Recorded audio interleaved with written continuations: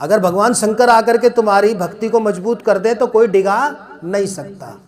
हम अब अपने मूल पर आए हैं और वो मूल ये है कि भक्ति रो रही थी। श्रीमद् भागवत पहला अध्याय।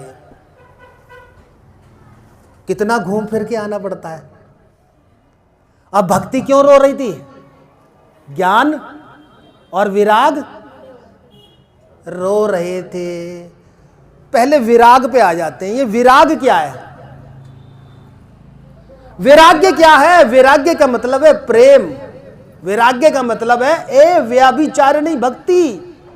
तभी तुम्हारी भक्ति पक्की होगी, तभी भक्ति का रोना रुकेगा। बार बार गीता में कई, ऐसा नहीं एक श्लोक दो श्लोक, कई श्लोकों में कहा है ए व्याभिचारिणी भक्ति वाला बनो। वैरागी वाली भक्ति होनी चाहिए। अब मान के चलो मेरा राग यानी कि मेरा प्रेम फलाने में फलाने में फलाने में, और मैं कहूं मैं राम जी की भक्ति कर रहा हूं, तो वो भक्ति होगी क्या? वैराग होना चाहिए, वैराग्य होना चाहिए। मन फुरना से रहित कर, मन और जनों से और लोगों से और जगह प्रेम जाने से, कि हम अपने पुत्र को प्रेम ना करें, हम अपने बेटी को प्रेम ना करें, हम अपने पिता को प्रेम ना करें। नहीं, अगर भक्ति वाला प्रेम करना है तो पूजा की विधि जाने ना जाने, पूजा में निधि लाए न लाए, प्रेम ही भक्ति है, प्रेम ही पूजा, प्रेम ही भक्ति है, प्रेम ही पूजा, प्रेम समर्पण मुझको भाए।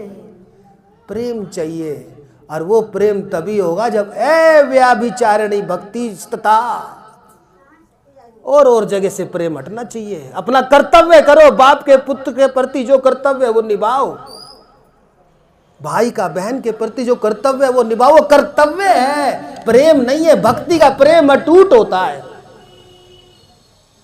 और जब सब तरफ से प्रेम हट जाता है, अब लवर लवरी वाला प्रेम चल पड़ा। दुखी है सब। एक की बाइक पर लिखा था नो गर्लफ्रेंड नो टेंशन। जरूर प्रेम में पड़ा होगा। एक जने ने अपने मकान के बाहर लिखवा रखा था ना बीवी ना बच्चे, हम सबसे अच्छे। जरूर प्रेम में पड़ा होगा। प्रेम नहीं है वो। प्रेम क्या है? समर्पण है, वैराग्य है, विराग है। चाहे भक्ति कहो चाहे मुक्ति कहो, ओम नमो भगवते वासुदेवा। ये भगवत सत्ता में प्रेम होना चाहिए। चाहे तुम विष्णु को मानते हो तो, शिव को मानते हो तो, राम को मानते हो तो, कृष्ण को मानते हो तो। जैसे भुसुंडी शर्मा में शंकर के कारण ऐसा प्रेम पड़ गया कि मतपंथी आए जा रहे हैं, उसे विचलित करे जा रहे हैं, और गुरु आ रहे हैं, उसे कह रहे हैं कि ज्ञान में जाओ। ज्ञान असली चीज है, भक्ति असली चीज नहीं है।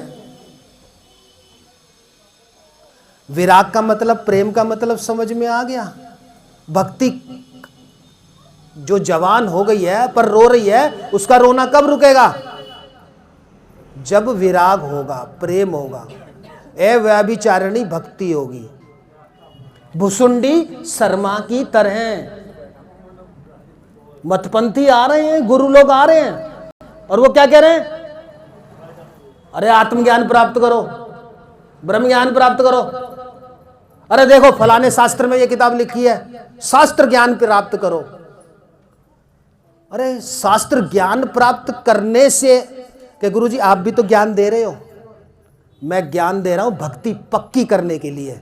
मैं ज्ञान इसलिए नहीं दे रहा कि मेरा मत पंथ चले, तुम अपनी भक्ति तोड़ के फलाने के, इष्ट के, शिव के, विष्णु के, ब्रह्मा के भक्ति को छोड़ के मेरे पंथ में आ जाओ। मैं ऐसी भक्ति वाला नहीं बना रहा तुम्हें। मैं ज्ञान दे रहा हूं तो ज्ञान इसलिए दे रहा हूं ताकि भक्ति मजबूत हो।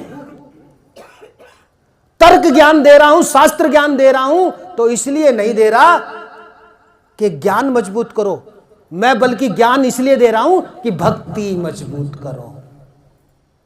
वो लोग तो कह देंगे ईश्वर नहीं है, नहीं ताली बजानी तो एक साथ सारे बजाए। दे रहा हूं बेशक ज्ञान, पर ज्ञान इसलिए दे रहा हूं ताकि भक्ति मजबूत हो, क्योंकि भक्ति आसान है। भगवान ने गीता में कहा है, क्लेशो अधिकतर स्तेषाम अव्यक्तासक्त चेतसाम।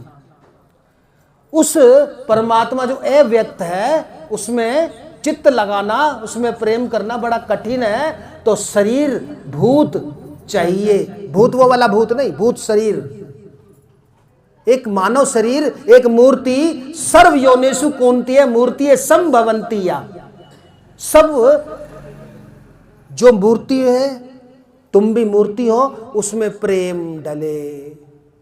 और जब प्रेम डलेगा तो भक्ति रोएगी या खुश होगी। ऐसे ही मैं जो ज्ञान वाली बात कर रहा हूं, तो ये जो ज्ञान दे रहा हूं तो वो ध्यान कर लो, भक्ति मजबूत करने के लिए दे रहा हूं, ताकि तुम किसी बड़े गुरु के चक्कर में ना पड़ो, बड़े मतपंथी के चक्कर में ना पड़ो, कोई दुकान चलाने वाले के, धर्म के नाम पे दुकान चलाने के चक्कर में। मैं तो ये कहता हूं मुझे भी मत मानो अगर गलत बात कह रहा हूं तो, पर शाश्वत बात, सही बात को मानना पड़ेगा, मानना पड़ेगा।